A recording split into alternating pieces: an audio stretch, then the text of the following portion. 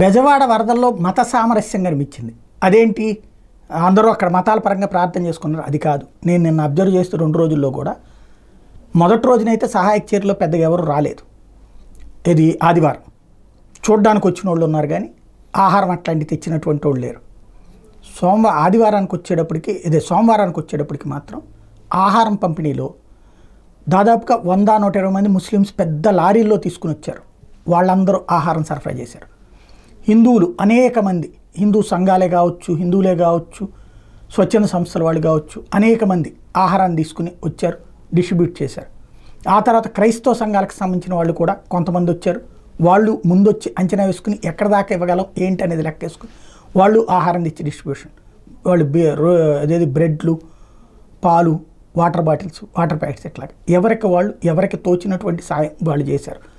ఇక్కడ నేను హిందువుని కాబట్టి హిందూకే ఇస్తాను, నేను ముస్లింని కాబట్టి ముస్లింకే ఇస్తాను, నేను క్రిస్టియన్ కాబట్టి క్రిస్టియన్ కాను, అందరూ ఎవరు బాధితులు అయితే వాళ్ళందరికీ డిస్ట్రిబ్యూట్ చేశారు. అది భారతదేశపు యొక్క మత సామరస్యపు యొక్క స్వభావం. బంగ్లాదేశ్లో చూసి నేర్చుకోవాలి. ఎందుకు అక్కడ హిందువులకి ఏం పెట్టనీయకుండా వెంటాడి లాక్కున్నటువంటి సందర్భాలు.